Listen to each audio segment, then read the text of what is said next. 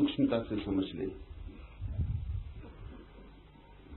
एक तो ऐसे सत्य हैं जिन्हें हम तथ्य कहते हैं, ऑब्जेक्टिव फैक्ट्स। सुबह है तो ज्ञानी हो या अज्ञानी से क्या फर्क पड़ता है, सुबह है। और रात हो गई, सूरज ढल गया, तो ज्ञानी हो या अज्ञानी से क्या फर्क पड़ता है, सूरज ढल गया और रात हो गई। विज्ञान तथ्यों की खोज करता है, इसलिए विज्ञान संगत भाषा बोलता है। विज्ञान बाहर जो है उसकी बात करता है, इसलिए विज्ञान की भाषा में बड़ी संगति, कंसिस्टेंसी है। धर्म भीतर जो देखने वाला है उसके अनुकूल भाषा बोलता है, सब्जेक्टिव है। तथ्य पर उतना जोर नहीं है जितना दृष्टि पर जोर है। तो जो देखता है उसके हिसाब से भेद पड़ जाते हैं। ज्ञानी जब देखता है तो देह दिखाई ही नहीं पड़ती। अज्ञानी जब देखता है तो आत्मा का कोई पता नहीं चलता। अज्ञानी के देखने का ढंग ऐसा है कि देह ही पकड़ में आती है, और ज्ञानी के देखने का ढंग ऐसा है कि आत्मा ही पकड़ में आती है। ज्ञानी को देह दिखाई पड़नी असंभव है, अज्ञानी को आत्मा दिखाई पड़नी असंभव है। इसलिए तो शंकर जैसे मनीषी कह सके कि जगत मिथ्या है ही नहीं।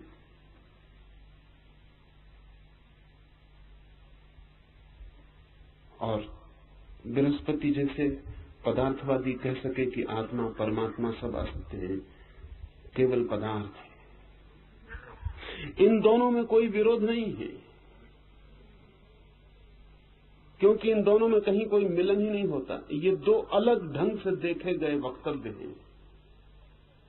जीवन को देखने की व्यवस्था ही दोनों की अलग है। जहां से शंकर देखते हैं वहां जगत दिखाई नहीं पड़ता, जहां से चार्वाक देखता है वहां से जगत ही दिखाई पड़ता है। ये दृष्टि भेद है। ये वक्तव्य बिल्कुल अलग अलग देखे गए लोगों के वक्तव्य हैं, जिनके देखने का ढंग अलग है। इसे समझें कि अगर सुगंध ही आपकी परख का ढंग हो,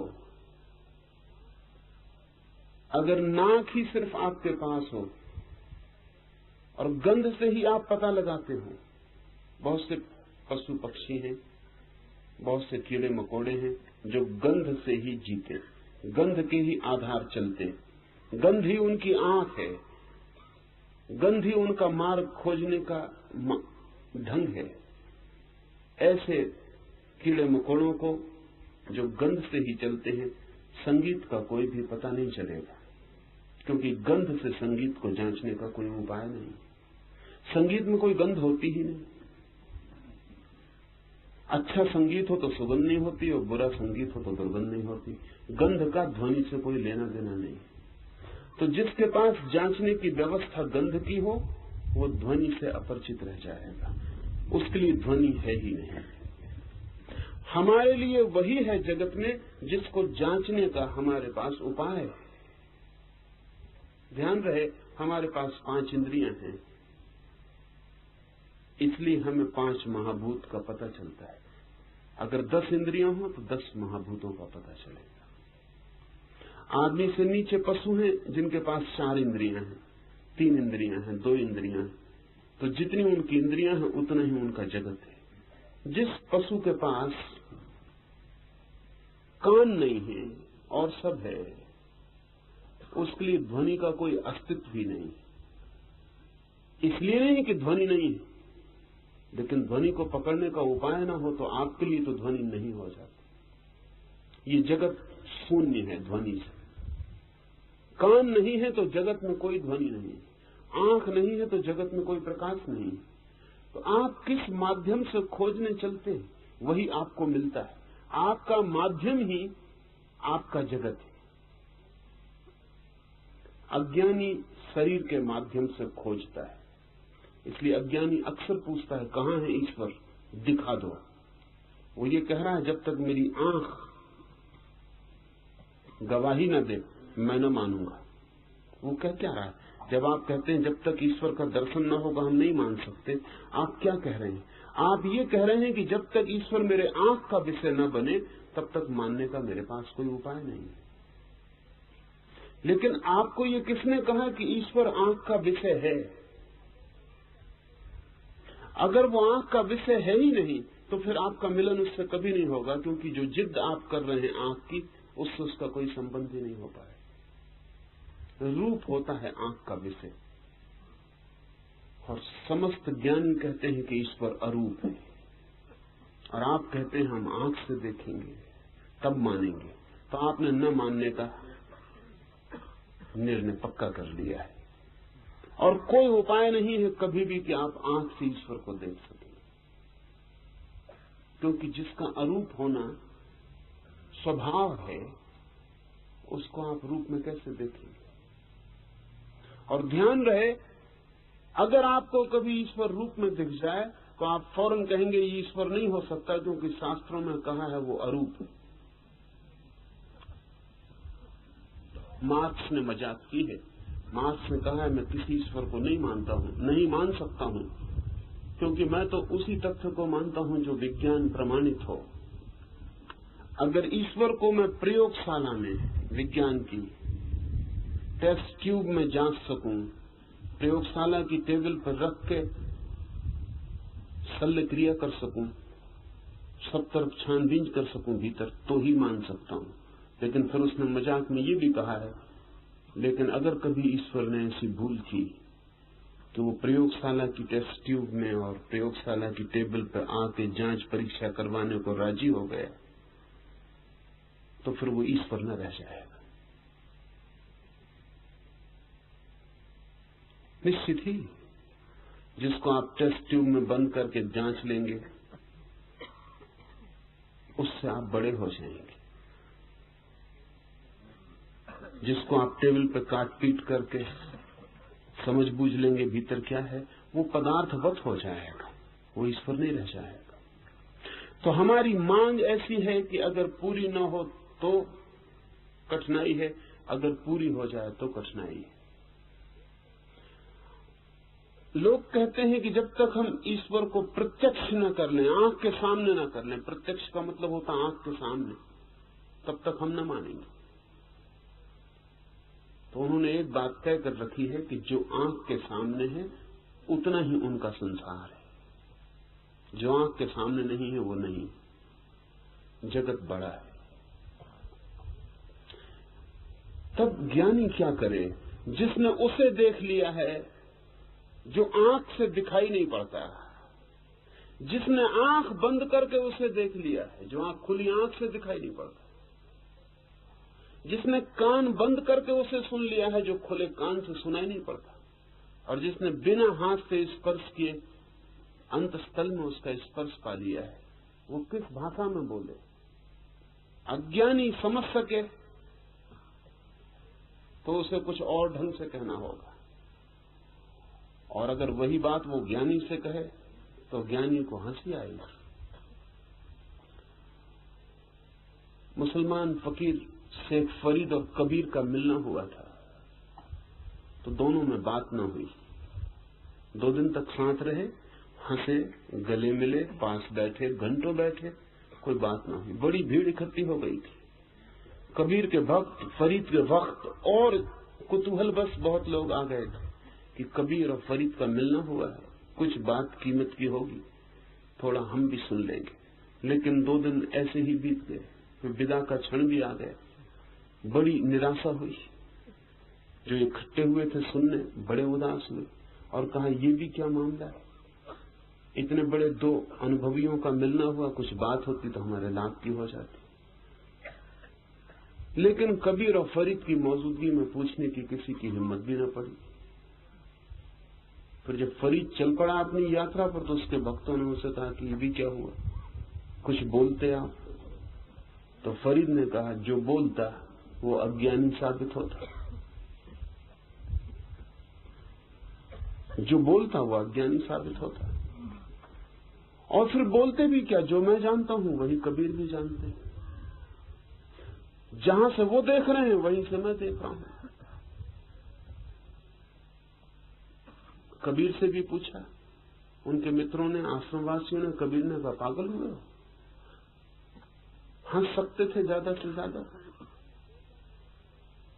कि उन दो का मिलन हो रहा है जो दो है ही नहीं, जो मिल ही चुके। बोलना किससे था? कबीर ने कहा है कि बोलने की घटना घटती कब है?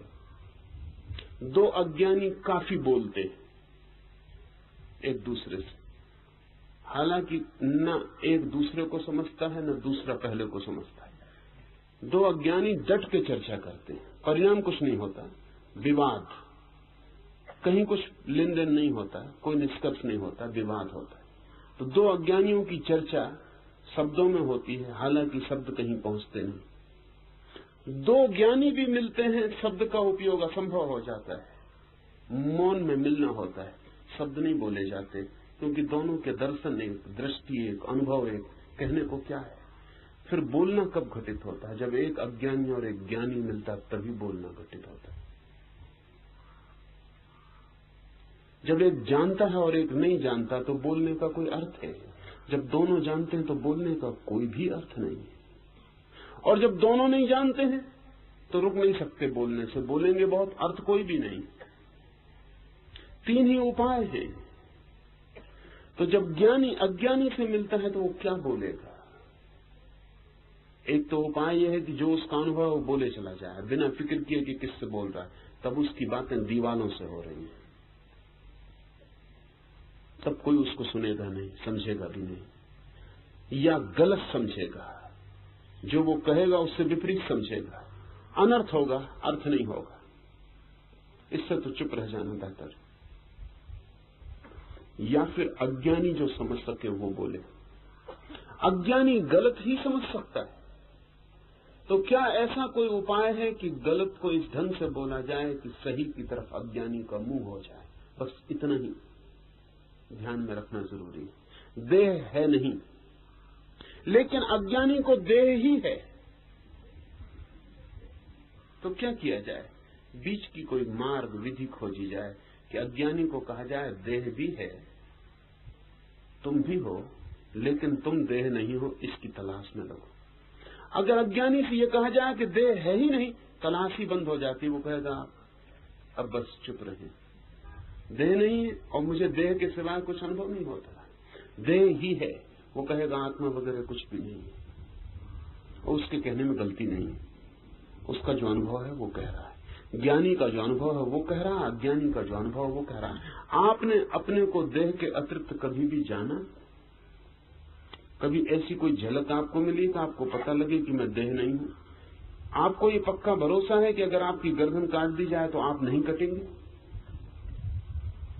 आपको इसकी थोड़ी सी भी प्रतीति है कि जब लाश आपकी जलाई जाएगी मरघट में तो आप नहीं जलेंगे?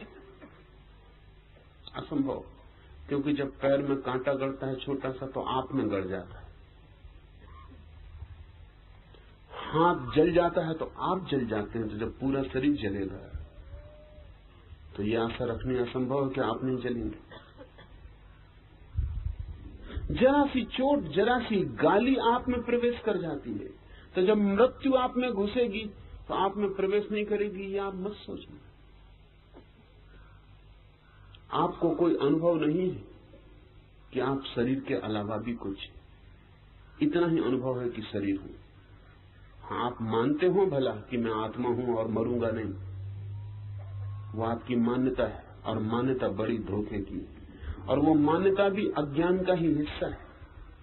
सभी आदमी मानना चाहते हैं कि ना मरे, कोई मरना नहीं चाहता। इस थोड़ी बात को ख्याल में ले लें, कोई मरना नहीं चाहता, और जो भी मरना नहीं चाहता उसको पक्का पता है कि मरना पड़ेगा, इसलिए तो मरना नहीं चाहता। ज्ञानी मरना चाहता है, अज्ञानी मरना नहीं चाहता। ज्ञानी मरना चाहता है क्योंकि वो जानता है कि मरने से भी कुछ मरता नहीं। ज्ञानी मृत्यु में प्रवेश करना चाहता है क्योंकि वो जानता है कि मृत्यु में प्रवेश करके अमृत का शुद्धतम अनुभव होगा। जहां विपरीत होता है वहां अनुभव आसान होता है। सफेद रेखा खींच दें काले ब्लैक बोर्ड पर चमक के दिखाई पड़ती। बादल घिरे हों काले, बिजली चमकती है, साफ दिखाई पड़ती। दिन में सफेद बादलों में बिजली चमके दिखाई नहीं पड़ती। ज्ञानी मृत्यु में प्रवेश करना चाहता है, आग्रह पूर्वक, आनंद पूर्वक, अहोभाव पूर्वक, ताकि वो जो अमृत भीतर छिपा है, चारों तरफ मृत्यु के काले बादल घिर जाएं, तो वो अमृत की लकीर, वो शुभ्र रेखा कौंध जाए और अनुभव साफ साफ हो जाए कि मृत्यु सदा मेरे चारों ओर घटती, मुझ में कभी नहीं घटती। अज्ञानी मृत्यु में जाने से डरता है, भयभीत होता है, क्योंकि उसे पक्का पता है कि मृत्यु का मतलब समाप्ति, कुछ बचेगा नहीं। अब ये बड़े मजे की बात है कि इसीलिए अज्ञानी की बिल्कुल मर न जाए, आत्मा अमर है, ऐसा विश्वास करता है। ये विश्वास ज्ञान के कारण नहीं, ये विश्वास भय के कारण। इसलिए जवान आदमी आत्मा वगैरह में उतना विश्वास नहीं करता, जैसे बूढ़ा होने लगता है ज्यादा विश्वास करता है, क्योंकि मौत करीब आती, भय बड़ा होने लगता है। खाट पे पड़ा हुआ मरा आदमी आमतौर से धार्मिक हो जाता है। जो खाट पे भी अधार्मिक है वो जरा हिम्मत का आदमी। मरते वक्त भी जो अधार्मिक है वो जरा हिम्मत का आदमी। बड़े से बड़ा नास्तिक भी मरते वक्त डमाडोल होने लगता है और सोचता है पता नहीं, और फिर मौत का भय और उस अंधेरे में प्रवेश, उस भय के कारण वो सब सिद्धांतों को पकड़ लेता है। आप भी मानते हैं कि आत्मा अमर है, यद्यपि आप जानते हैं कि मैं शरीर से ज्यादा कुछ भी नहीं। किस आत्मा की बात कर रहे हैं जो अमर है, जिसका आपको कोई अनुभव नहीं, जिसकी किंचित मात्र प्रतीति नहीं हुई, वो अमर है आप कह रहे हैं। आपका भय आपका सिद्धांत बन जाता है। जितने भयभीत लोग होते हैं जल्दी आत्मवादी हो जाते हैं। इसलिए हमारे मुल्क में दिखाई पड़ती है घटना कि पूरा मुल्क आत्मवादी है और अंधेरे में जाने से डर लगता है और आत्मा का पक्का भरोसा है। मौत से प्राण कपते, आत्मा का पक्का भरोसा है। आत्मवादियों का मुल्क 1000 साल तक गुलाम रहा। आत्मवादियों के मुल्क पर कोई भी छोटी मोटी कौम हावी हो गई और आत्मवादी आत्मा को मानते रहे कि आत्मा अमर है, लेकिन युद्ध के मैदान पर जाने में डरते रहे। भय आपके सिद्धांत का आधार है, अनुभव नहीं, ज्ञान नहीं। नहीं तो आत्मवादी को तो कोई गुलाम बना ही नहीं सकता, तो उसको तो कोई भय ही नहीं। आखिर गुलामी बनती ही भय के कारण है कि मार डालेंगे अगर नहीं गुलाम बनोगे तो आदमी इस कीमत पर, जिंदा रहने की कीमत पर गुलाम रहना भी पसंद कर लेता है, मरना नहीं चाहता है। अगर ये मुल्क सच में आत्मवादी होता जैसा कि लोग कहते फिरते हैं, तो ये मुल्क कभी गुलाम नहीं हो सकता था। ये पूरा मुल्क कट जाता और कहता कि न शस्त्रों से हमें छेदा जा सकता है, नैनम छेदंत शस्त्राण, न आग से हमें जलाया जा सकता, तो जलाओ और छेदो। इस मुल्क को गुलाम बनाना असंभव था अगर ये आत्मवादी होता, लेकिन ये आत्मवादी वगैरह नहीं, परिपूर्ण देहवादी है। लेकिन भय के कारण आत्मा को माने चला जाता है। आपकी प्रतीति तो देह की है कि मैं देह हूं, और ज्ञानी की प्रतीति है कि देह है ही नहीं। तो कहां बने मिलन जहां आप एक दूसरे की भाषा समझ सकें? तो श्रुति ने एक उपाय खोजा है, शास्त्र ने एक विधि खोजी है। वो ये कि आपको बिल्कुल इंकार करना उचित नहीं होगा कि देह है ही नहीं। वो इंकार तो आपका दरवाजा बंद कर देगा, फिर तो आपकी समझ मुश्किल हो जाएगी। तो आपके लिए कहते हैं कि देह है। इससे अज्ञानी आश्वस्त हो जाता है कि हम बिल्कुल गलत नहीं, देह है, हमारी मान्यता भी ठीक है। इससे यस मूड पैदा होता, इससे हां का भाव पैदा होता। अमेरिकी विचारक डेल कार्नेगी ने यस मूड पर बड़ा काम किया है। हां का भाव, उसका कोई धर्म से लेना देना नहीं, वो तो चीजें कैसे बेची जाएं, सेल्समैनशिप, उसका ज्ञाता है। मित्रता कैसे खरीदी जाए, उसका ज्ञाता है।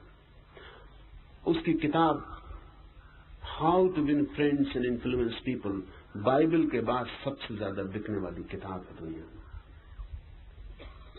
कैसे दोस्ती जीती जाए और कैसे लोग प्रभावित किए जाएं। सीक्रेट फार्मूला है how to create the yes mood.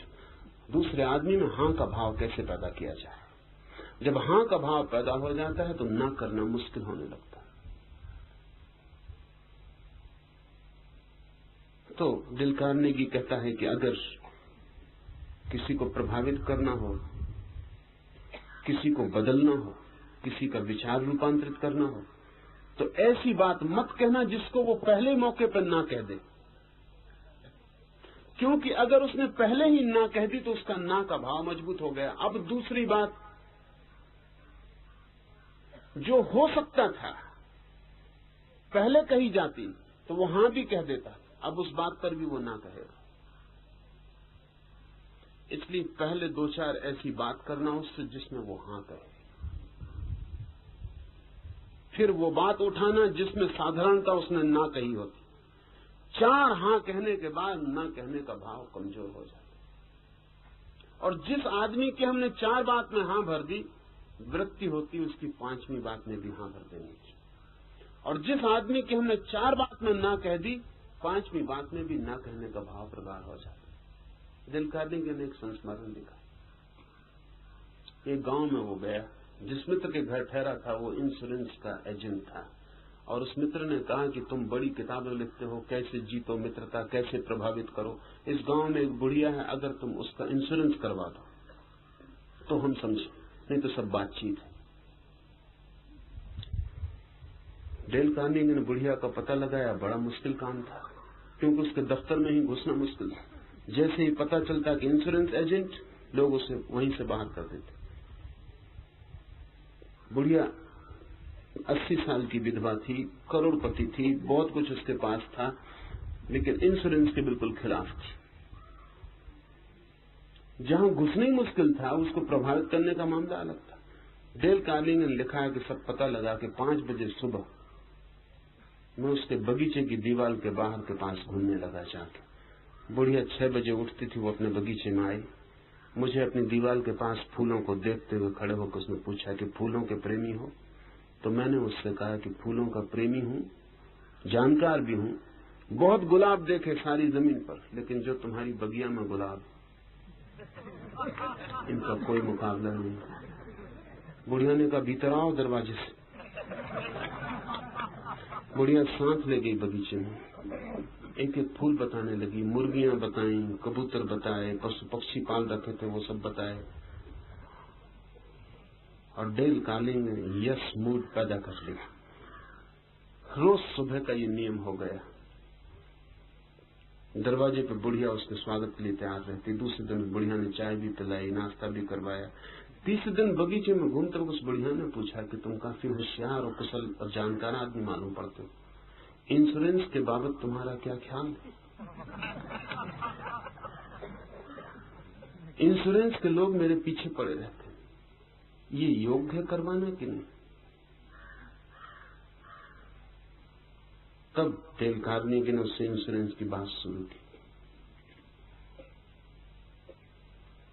लेकिन अभी भी कहानी कि मैं इंश्योरेंस का एजेंट हूं, क्योंकि उससे ना का भाव पैदा हो सकता है। जिंदगी भर जिसने इंश्योरेंस के एजेंट को इनकार किया हो, उससे ना का भाव पैदा हो सकता है। लेकिन 7वें दिन इंश्योरेंस डेल कार्नेगी ने कर लिया।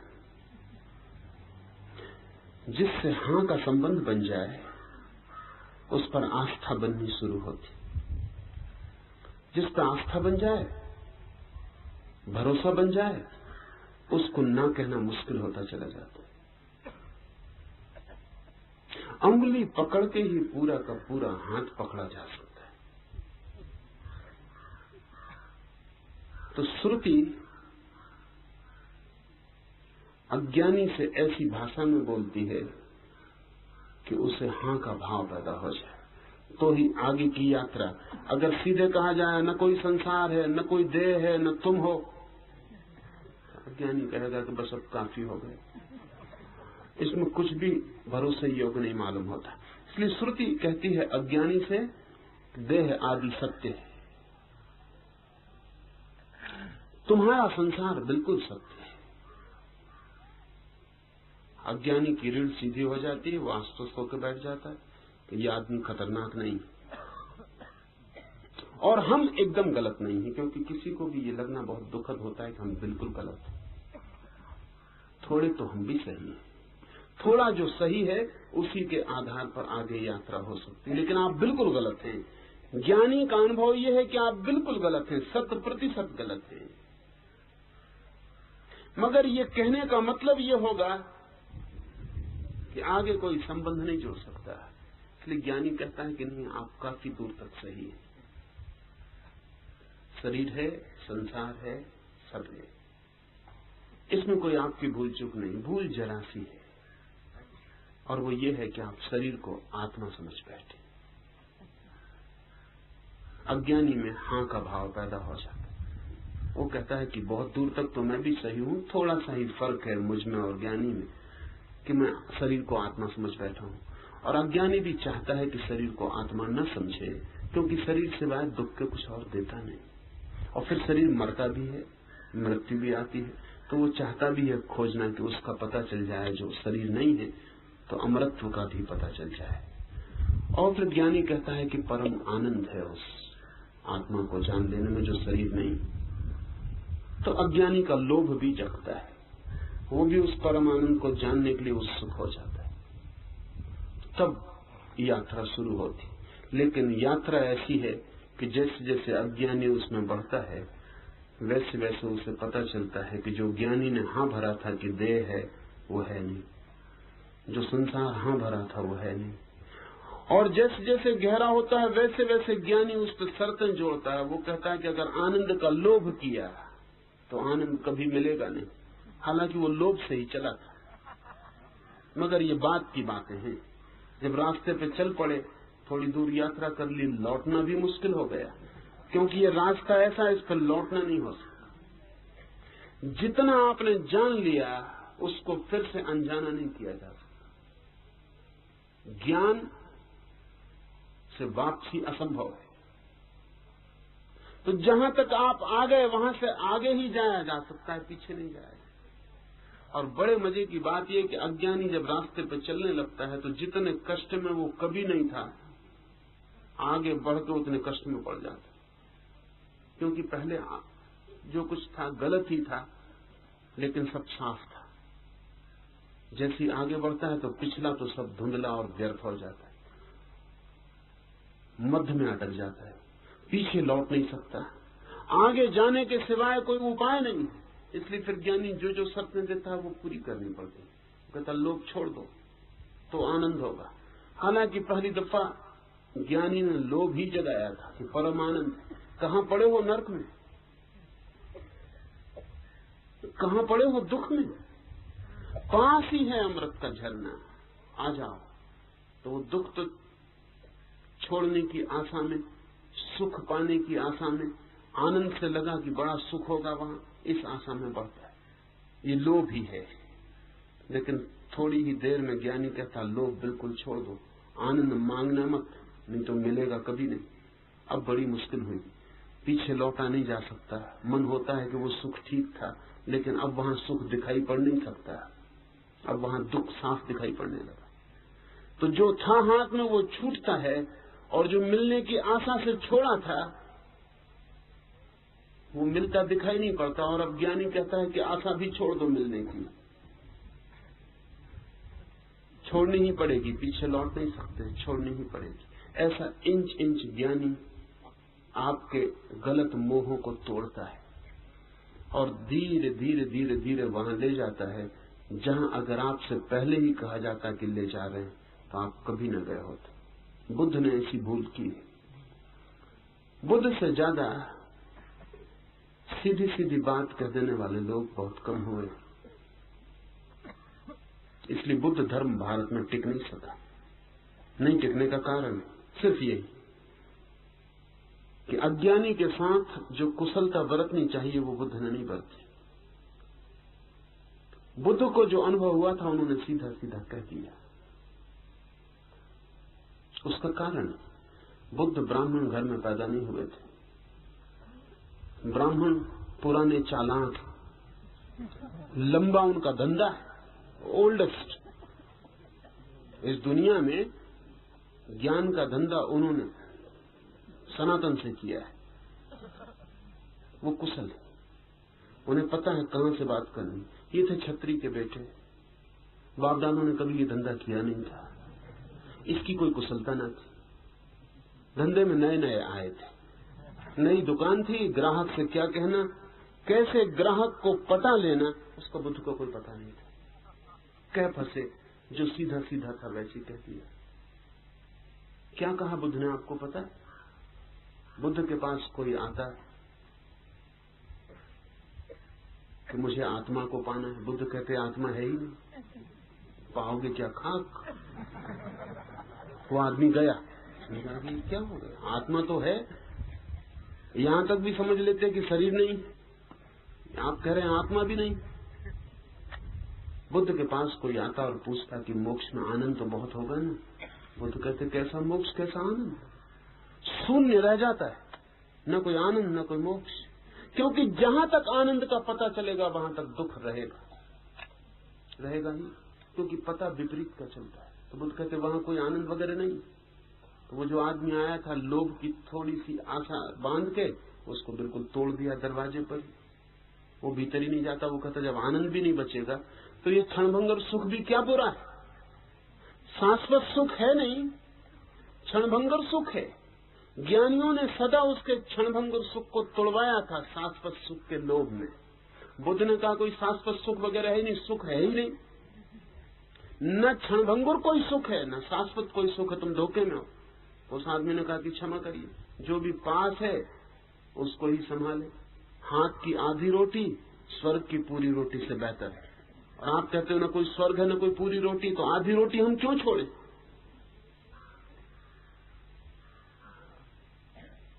बुद्ध से लोग पूछने जाते हैं कि ईश्वर मिलेगा। बुद्ध कहते हैं कोई ईश्वर नहीं। बुद्ध के पास जब पहली दफा सारीपुत्र गया तो वो तो ब्राह्मण का बेटा था, ज्ञानी था, जानकार था। उसने बुद्ध से कहा कि अगर कुछ भी नहीं है, शून्य ही शून्य है, तब तो फिर हमें संसार को बचाने की कोशिश करनी चाहिए, कम से कम कुछ तो है। और आप अजीब बात कर रहे हैं, सब छीनना चाहते हैं और देने का कोई भी वायदा नहीं, तो कौन आएगा? तो वो ब्राह्मण का बेटा था, उसने कहा आएगा कौन? सब छुड़वाना चाहते हैं, सब कहते हैं छोड़ दो, और पाने की जब हम पूछते हैं तो आप कहते हैं पाने को कुछ है नहीं, तो छोड़ेगा कोई किस लिए? छोड़ता तो आदमी पाने के मोह में। बुद्ध ने कहा लेकिन जो पाने के मोह में छोड़ता है वो छोड़ता ही नहीं। त्याग का मतलब क्या है? त्याग अगर इसलिए है कि कुछ मिलेगा तो ये सौदा हुआ, त्याग कहाँ है? एक आदमी महल छोड़ देता है, स्वर्ग में महल मिल जाएगा, ये सौदा है। एक आदमी पुण्य करता है कि सुख मिलेगा, ये सौदा है। एक आदमी सेवा करता है, धर्म करता है, दान करता है, इस आशा में कि इसके प्रतिकार में कुछ मिलेगा, किसी लोक में, किसी जन्म में, ये सौदा है। इसमें कहां त्याग है? बुद्ध ने कहा त्याग तो तभी है जब कोई छोड़ता है और पाने की कोई आशा नहीं रखता। पर सारीपुत्र ने कहा होगा ये त्याग, लेकिन फिर आप त्यागी कहीं पा ना सकेंगे, त्यागी मिलेगा कहां? हम सब सौदेबाज हैं। हम अगर ईश्वर के साथ भी संबंध जोड़ते हैं तो वो व्यवसाय का है। अज्ञानी कुछ और कर भी नहीं सकता। तो बुद्ध का धर्म भारत में टिक नहीं सका, और जब भारत में नहीं टिक सका तो कहां टिक सकता था? लेकिन दूसरे मुल्कों में टिका। टिका कब? टिका जब बुद्ध के अनुयायियों ने वो सारी ट्रिक्स, वो सारा गोरख धंधा सीख लिया जो ब्राह्मणों को सदा से ज्ञात था, तब टिका। आप जान के हैरान होंगे कि बुद्ध क्षत्रिय हैं, लेकिन उनके सब बड़े शिष्य ब्राह्मण हैं, और उन्होंने टिकाया। लेकिन भारत में तो बात बुद्ध बिगाड़ गए थे। इसलिए भारत में तो बुद्ध कह गए थे, इसलिए शिष्य भी उस पर जबरदस्ती दूसरी बातें नहीं थोप सकते थे। इसलिए भारत में तो नहीं टिका, लंका में टिका, बर्मा में टिका, जापान में टिका, चीन में टिका, तिब्बत में टिका, श्याम में, कोरिया में, सारी एशिया में टिक गया। भारत में नहीं टिका, क्योंकि भारत ने बुद्ध से आमने सामने बात कर दी थी और बुद्ध ने कहा था कुछ पाने को नहीं। इसलिए भारत में फिर से पाने का लोभ जगाना मुश्किल था, भारत के बाहर जगा दिया। इसलिए भारत के बाहर जो बुद्ध धर्म है वो हिंदू धर्म का रूपांतर है, वो बुद्ध की वाणी नहीं है, वो वास्तविक नहीं है, इसलिए टिका। वास्तविक था तो बिल्कुल नहीं टिका। आप जानते हैं महावीर क्षत्रिय थे, लेकिन महावीर के 11 गणधर सब ब्राह्मण, उन्होंने टिकाया। महावीर के हैसियत की बात नहीं थी टिकाने की। क्षत्रिय को पता नहीं, ये धंधे नहीं उसका, वो तलवार वगैरह चलाना जानता होगा। ये शास्त्र की दुनिया, इस शब्द का जो खेद है उसका उसे कोई पता नहीं है।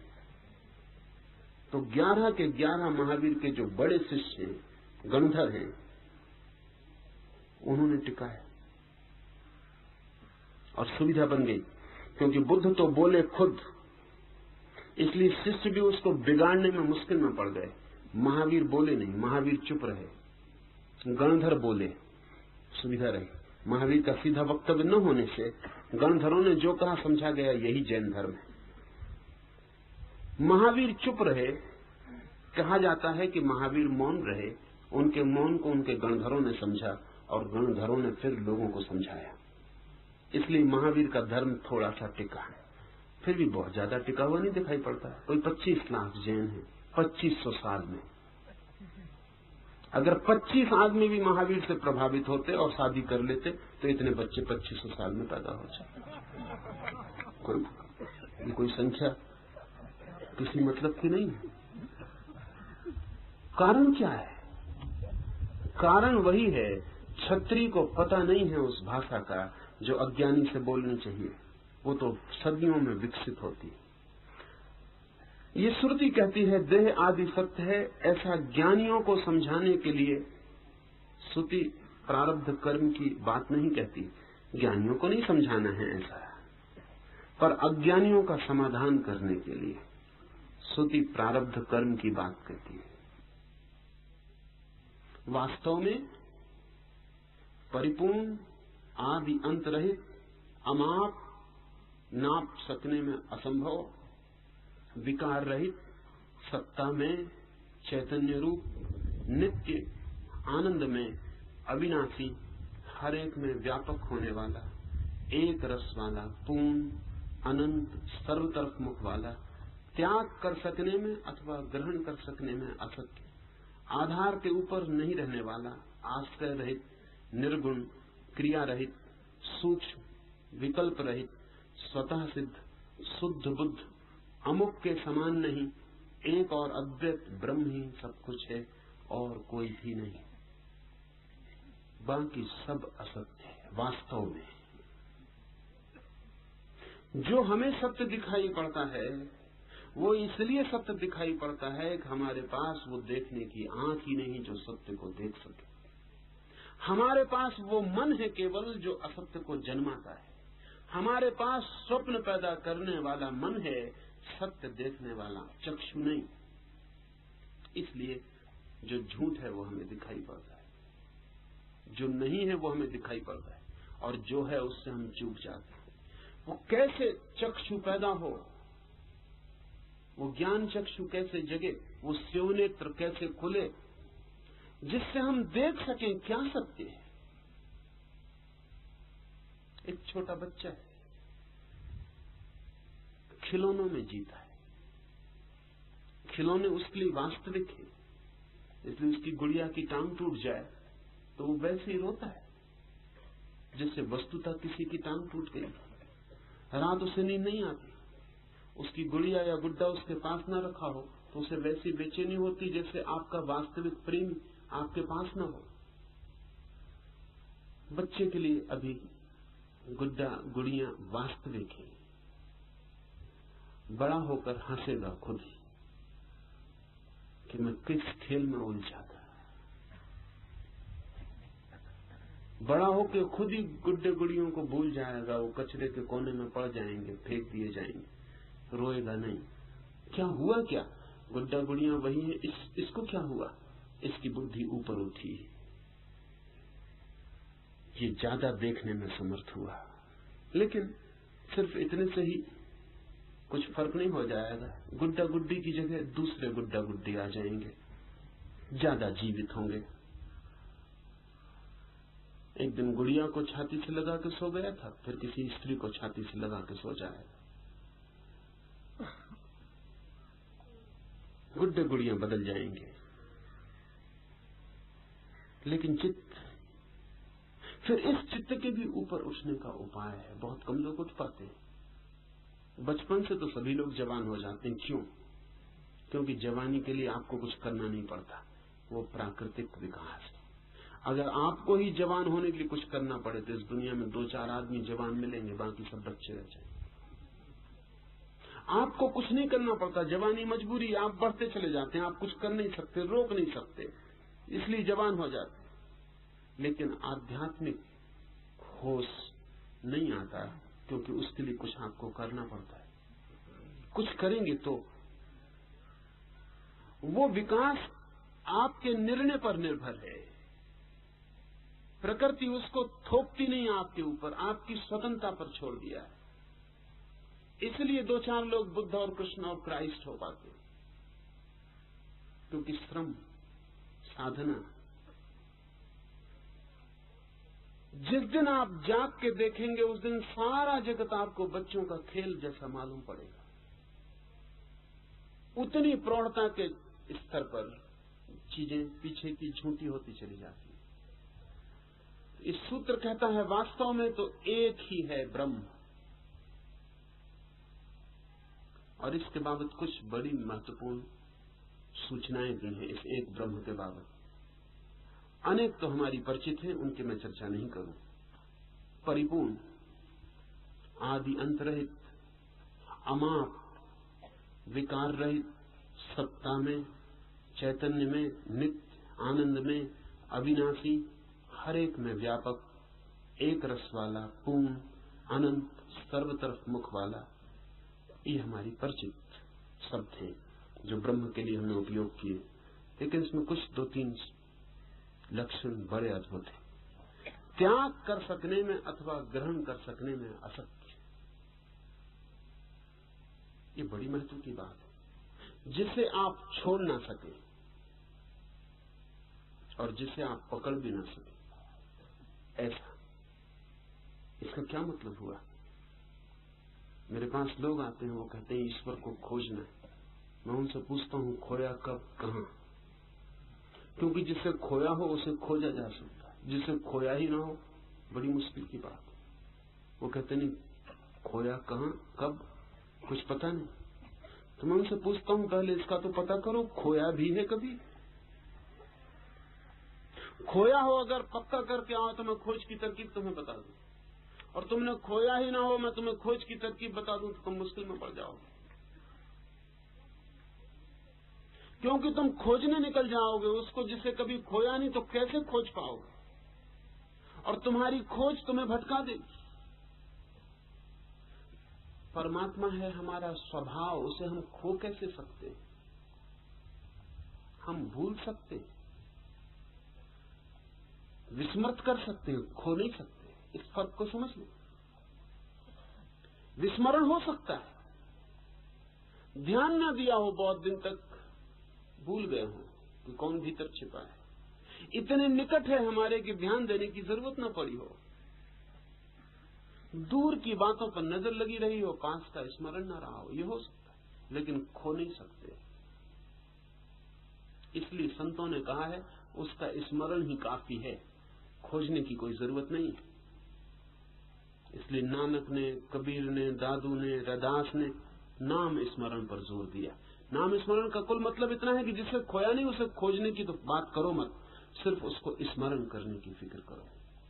पुनर्स्मरण, वो भी स्मरण नहीं, पुनर्स्मरण है, वो सदा मौजूद ही है।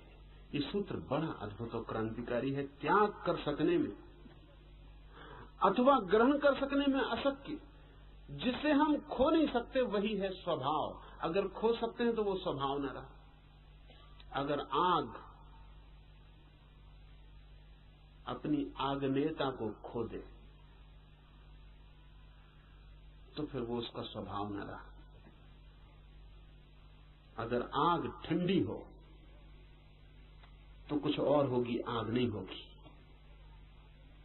आग का आग्नेय होना उसका स्वभाव है, आकाश का रिक्त होना उसका स्वभाव है।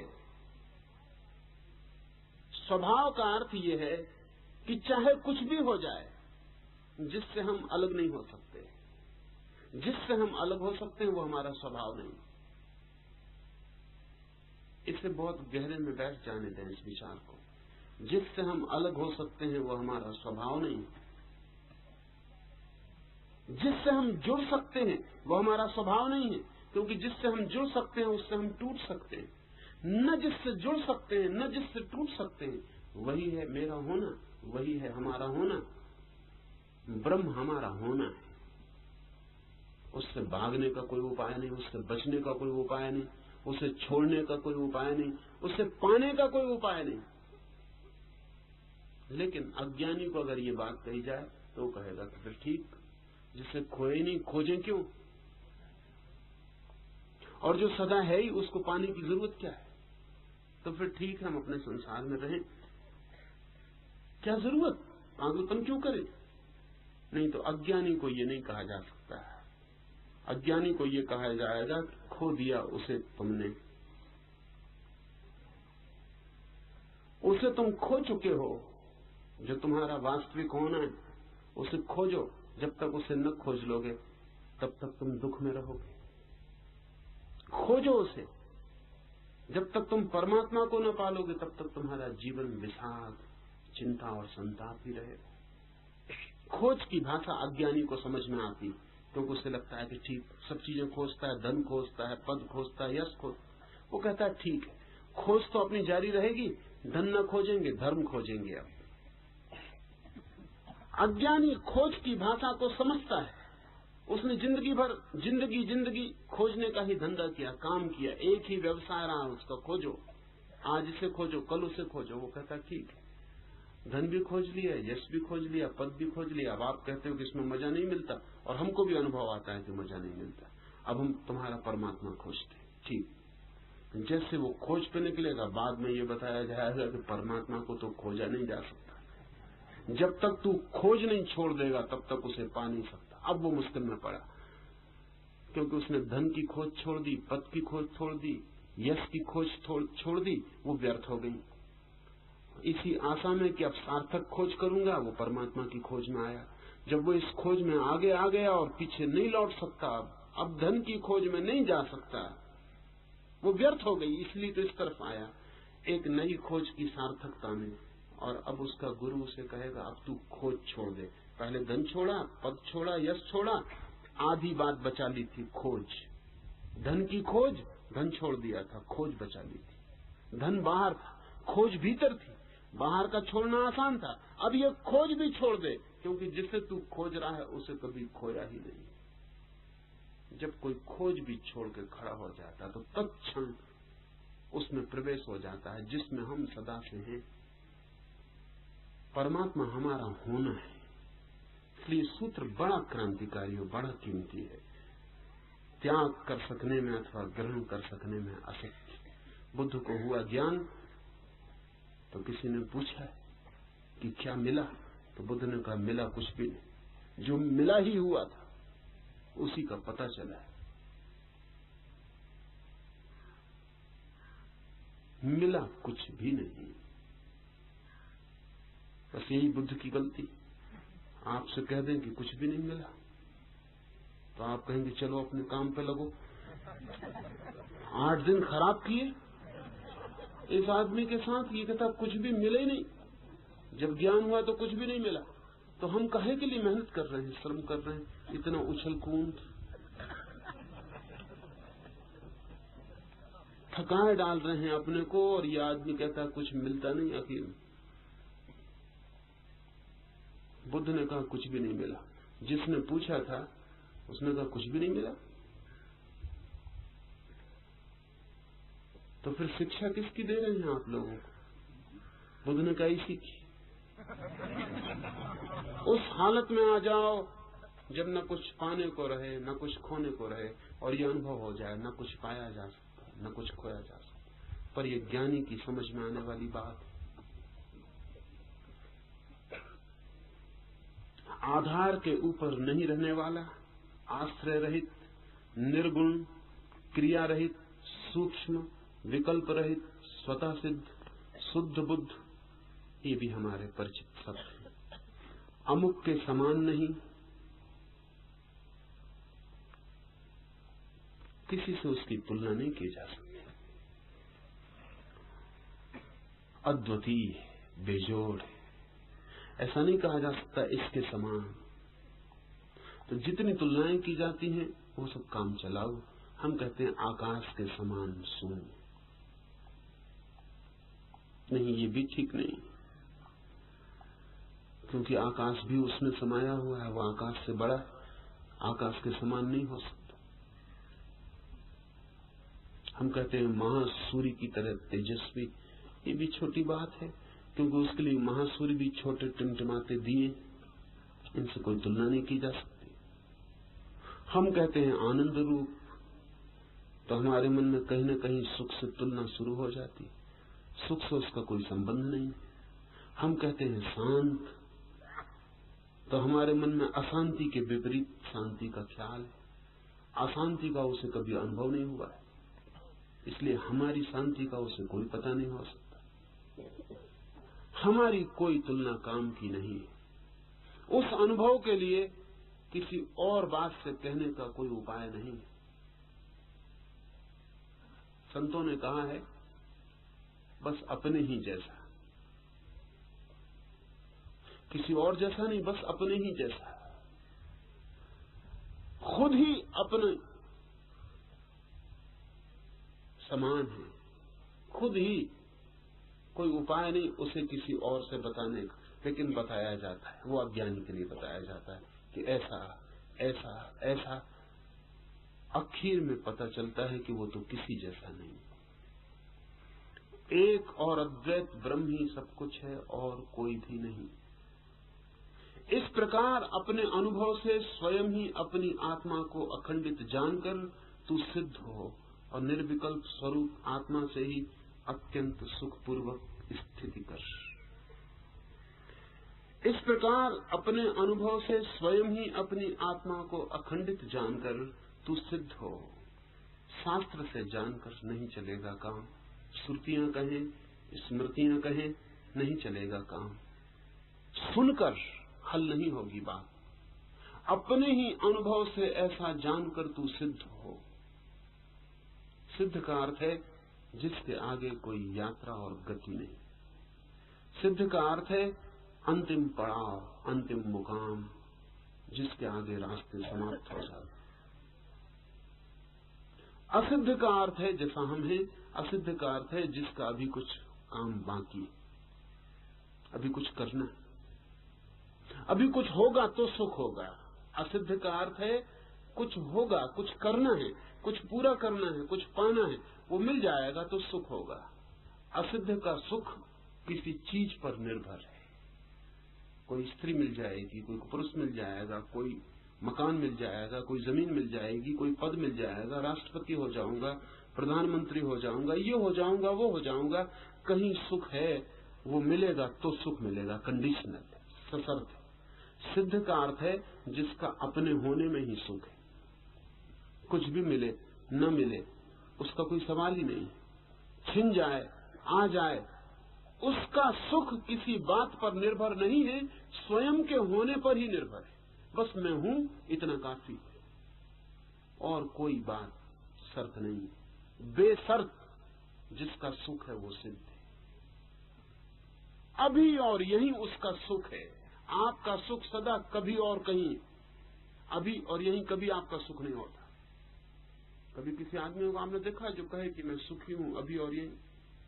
अभी और यहीं तो सब दुखी होते हैं। सुख होता है कहीं आगे, कहीं आगे। एक मेरे मित्र एक राज्य में उप मंत्री थे, डिप्टी मिनिस्टर थे, तो बड़े दुखी थे। मैंने उससे पूछा कि मामला क्या है? तो जब तक मिनिस्टर न हो जाऊं मन में बड़ी बेचैनी। फिर वो मिनिस्टर हो गए, फिर मुझे मिले, वैसे ही दुखी थे। पूछा क्या मामला है? अब तो मिनिस्टर हो गए, अब तो आपको सिद्ध हो जाना चाहिए। सिद्ध? जब तक चीफ मिनिस्टर न हो जाऊं कुछ नहीं हो सकता। कोशिश में लगा हूं, कितनी कभी हो जाऊंगा। इस बार वो चीफ मिनिस्टर भी हो गए।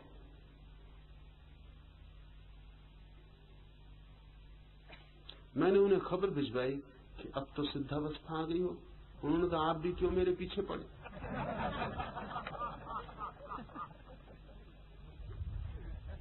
सिद्धावस्था कहीं नहीं दिखाई पड़ती। चीफ मिनिस्टर तो हो गया, कुछ हल नहीं हुआ, कुछ हल नहीं हुआ। और आगे बहुत से बिंदु दिखाई पड़ रहे हैं जो पूरे हो जाएं तो शायद सुख सदा आगे सरकता जाता है। असिद्ध का ये लक्षण, सुख सदा आगे सरकता जाता है। सिद्ध का ये लक्षण है सुख अभी और यहीं। कोई हो स्थिति, कुछ हो बाहर, भीतर के सुख धार में जरा भी अंतर नहीं पड़ता। और कोई शर्त नहीं है कि ये शर्त पूरी होगी। जिसकी शर्त है वो दुखी रहेगा। कोई शर्त कभी पूरी नहीं होती। और शर्त पूरी हो जाए तो शर्त बनाने वाला मन नई शर्तें बनाता है। जैसे वृक्ष पर पत्ते लगते हैं, पुराने गिर जाएं कोई फर्क नहीं पड़ता, नए लग जाते हैं। सच तो यह है कि नए लगना चाहते हैं इसलिए पुराने गिरते हैं। नए भीतर से धक्का देने लगते हैं निकलने के लिए, पुराने पत्ते बाहर से गिरने लगते हैं। पुराना पत्ता गिरा कि नया लग गया। पुरानी शर्त गिरती है तभी जब नई शर्त भीतर धक्का मारने लगती है और उगने लगती है। वृक्ष पर पत्ते लगते हैं, आदमी के मन में शर्तें लगती हैं। सशर्त जिसका जीवन है दुख उसका परिणाम होगा। बेशर्त जिसका जीवन है अभी और यहीं, जो बिना किसी कारण के सुखी है, अकारण सुखी है। अकारण सुखी का मतलब होता है बाहर से सुख नहीं आता, भीतर से सुख जाता है। भीतर से सुख की धार बहती, झरना अपना है, स्रोत अपना है। ये किसी से उधार मांगने की बात नहीं है कि सारा जगत भी विलीन हो जाए, ये सब चांद तारे टूट जाएं, ये सारे लोग खो जाएं, समाप्त हो जाएं, तो भी सिद्ध के सुख में अंतर नहीं पड़ेगा।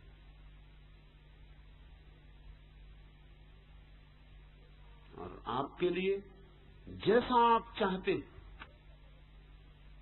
ठीक वैसा जगत बना दिया जाए तो भी आपके दुख में कोई अंतर नहीं पड़ेगा। शायद आप और ज्यादा दुखी हो जाएं। जब आपकी मांगें पूरी हो जाती हैं तब पता चलता है कि इतनी मेहनत की, इतना श्रम उठाया, पाया कुछ भी नहीं, और ज्यादा दुखी हो जाता। सिद्ध होने के लिए सूत्र कहता है अपने अनुभव से स्वयं ही अपनी आत्मा को अखंडित जानकर तू सिद्ध हो और निर्विकल्प स्वरूप आत्मा से ही अत्यंत सुखपूर्वक स्थिति कर, उसमें बना रहे, उसमें रुका रहे, उसमें ठहर, स्थिति कर, उसमें ही लीन हो जा, उससे बाहर मत जा। इसका थोड़ा स्मरण रखें। उठते बैठते बेशर्त सुख की खोज करें। चलते, सोते, जागते, खाते पीते, परिस्थिति कुछ भी हो, बेशर्त सुख की तलाश करें, सुखी रहे। ये बड़ा अजीब लगता है हमें कि किसी से कहो कि बस सुखी रहो, वो कहेगा कैसे सुखी रहे, क्योंकि हमें ख्याल ही ये है कि सुख बाहर से आए तो ही, भीतर से सुखी रहे, ये बात ही हमारी समझ में नहीं आती। हमने कभी जानी नहीं भीतर का सुख, इसकी थोड़ी खोज करें। भीतर सुख भरा है, जरा हिम्मत करें और भीतर जाएं, तोड़ दें बीच का पर्दा शर्त का, और आप पाएंगे कि भर गए सुख से, इतने भर गए कि आप चाहें तो अपने सुख से सारे जगत को भर दें, वो फैलता चला जाए। हम सब मांग रहे हैं दूसरे से, और उससे मांग रहे हैं जो खुद हमारे पास मांगने आया है। भिखमंगों की जमात है, एक दूसरे के सामने भिक्षा पात्र लिए खड़े कि कुछ मिल जाए, और सभी मांग रहे हैं। कभी सोचा इस पर कि ये सारा संसार भिखमंगों की जमात है? मैं आपके पास आया हूं कि थोड़ा सुख दो, आप इसलिए मेरे पास आए कि थोड़ा सुख दो। न मैंने कभी अपने भीतर सुख पाया, न आपने कभी अपने भीतर सुख पाया, इसलिए जितने संबंध हमारे सब दुख देते हैं, कोई सुख नहीं देता। दे नहीं सकता। जो पास नहीं है वो देंगे कैसे? जो खुद नहीं पाया उसको दूसरे को देने चले गए। बाप बेटे को सुख दे रहा है, पत्नी पति को सुख दे रही, बेटा मां को सुख दे रहा है, और पूछो देने वाले का ख्याल दे रहे हैं और मिलने वाले को दुख मिल रहा है। सारी दुनिया एक दूसरे को सुख दे रही और सब छाती पीट के रो रहे हैं कि हम दुखी, कोई सुखी हो नहीं रहा। पर आपके पास ही नहीं है, आप दूसरे को देने जा रहे हैं। इस दुनिया में सुखी होने का एक ही उपाय है कि आप किसी से मांगने मत जाना। वो है ही नहीं दूसरे के पास, आपके पास है। आप सारी मांग छोड़ के रुक जाओ। अगर दुख भी हो रहा हो तो उसी में रुक जाओ, प्रतीक्षा करो, मत जाओ मांगने। एक दिन आप अचानक पाओगे कि मांगने की आदत के छूट जाने से भीतर का पत्थर हट जाता है, झरना फूट पड़ता है, अचानक रोआ रोआ सुख से भर जाता है। ये सुख अकारण, फिर इसे कोई नहीं छीन सकता, ये आपके भीतर से आता है। फिर हो भी सकता है कि कोई आपकी सन्निधि में आपकी सुख की धार से आंदोलित हो जाए, मगर बड़े मजे की बात है, हम सुख मांगते हैं और सुख देना चाहते हैं। सुख दे नहीं पाते, सुख मांग नहीं पाते, मिल नहीं पाता। ऐसा कोई व्यक्ति जिसकी अपनी धारा छूट जाती है, अपना स्रोत खुल जाता है, किसी से सुख मांगता भी नहीं और किसी को सुख देना भी नहीं चाहता। पर ऐसे व्यक्ति से सुख मिल जाता है अनेकों को। देना नहीं चाहता कोई, बुद्ध किसी को सुख देने नहीं चाहते, बस उनकी मौजूदगी, उनके भीतर खिले हुए फूल, उनकी सुगंध, उनके भीतर फूटा हुआ झरना, उसका कलकल नाद, वो कोई भी जो उनकी सन्निधि में होता है, जो खुला होता है, जो अपने हृदय के द्वार बंद किए नहीं बैठा होता, उसको झनक पहुंच जाती, स्वर उसको भी छू लेते हैं। और बुद्ध जैसे व्यक्ति के पास जो आंख खुला होकर बैठा हो, उसे ये भी दिखाई पड़ जाता है कि इसका सुख कहीं से आता नहीं मालूम पड़ता, किसी पर निर्भर नहीं मालूम पड़ता, इसका सुख भीतर से ही फूटता मालूम पड़ता है। इसकी किरणें उधार नहीं है, इसकी किरणें अपनी हैं। ये चांद की तरह नहीं है, ये सूरज की किरणों को लौटाता हो। ये सूरज की तरह है जिसके पास अपनी किरण है, सीधी निकल रही है, सीधी फूट रही है। इसको हमने सत्संग कहा है। बुद्ध जैसे व्यक्तियों के पास होने का नाम सत्संग है। तो शायद हम भी अपनी मूर्खता से डगमगा जाएं, तो शायद हमारा भी पत्थर सरकने की स्थिति में आ जाए। शायद ये देखकर कि कोई अपने आप में भी सुखी हो सकता है, हमारी ये भ्रांति टूट जाए कि दूसरे से सुख मांगते चले जाते हैं और भ्रांति को सजाए रहते हैं कि मिलेगा, कभी नहीं, आज नहीं कल, कल नहीं परसों, मगर मिलेगा दूसरे से। शायद ये भ्रांति टूट जाए, स्वयं को बेशर्त कर ले, मांग को छोड़ दें, ये आशा तोड़ दें कि कहीं और से सुख आएगा, तो एक दिन सुख मिल जाता है। वो अवस्था सिद्ध की अवस्था है जब अपने सुख की धार उपलब्ध होती।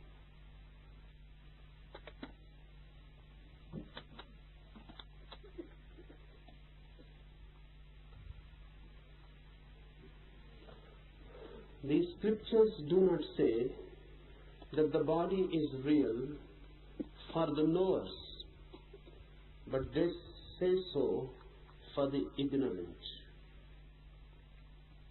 This has to be understood clearly, particularly for the Western mind. This is very confusing. Western mind has its own tradition. The Western mind is really the developed tradition of Greek attitudes. Socrates, Aristotle, Plato, they have built the foundations of the Western mind. Western mind insists on the fact, objective truth, objective reality. Objective reality means it is not dependent on anyone. Objective statement of a fact is for all. It is not said for some. It is not true for some. It is universally true. I say, this tree is green. This is a factual statement. If I make certain conditions that this tree is green only for Hindus, not green for Mohammedans, my statement is true only for Christians, not true for Buddhists, then the Western mind will say this statement is subjective, not objective, imaginary, not real. If the statement is real that this tree is green, then it is true for everyone, forever. It is unconditionally true, universally true. Because of this insistence on objective truth, West could develop scientific mind. Objectivity must be determined. Individuals, subjective knowers must be put aside. The mind must not get involved. The reality must be looked with a neutral mind. And whatsoever you say must be true for all.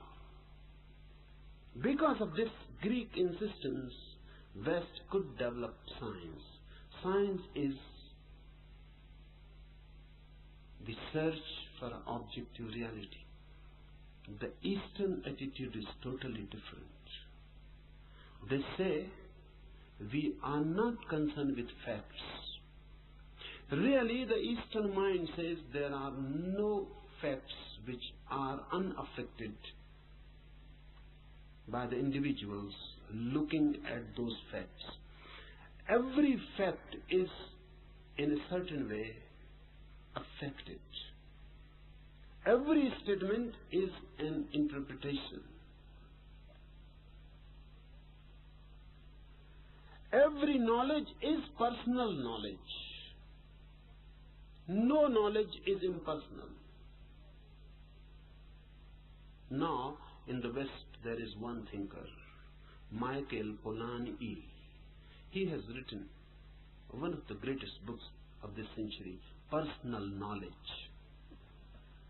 Now, he says he is now the representative of the Eastern mind in the West. He says every knowledge is personal. When you say something, you are involved in it. You cannot say anything impersonal. Even a fact is just an interpretation. When I say this tree is green, what I am saying only this, that when I look at this tree, I feel greenness in me. My mind interprets this tree as green. A different mind, a mind from some other planet, may not see this tree as green, because green is not a fact but an interpretation. There is nothing as green in the tree. Rays reflected from the tree reach to my eyes, then those rays penetrate in, are translated, and my inside feels greenness. That greenness is not in the tree. You may wonder, if we all close our eyes, then these trees are not green. They cannot be green without our eyes. They are green through our eyes, otherwise they are not green. When there is no light, all colors disappear. In your room you may have many colors, but when the light is put off, there is no colors, because color is just reflected rays. If there are no rays, then there are no colors. But even if there are colors and there is no one to see in the room, there are no colors. This is now a scientific knowledge, scientific observation. When you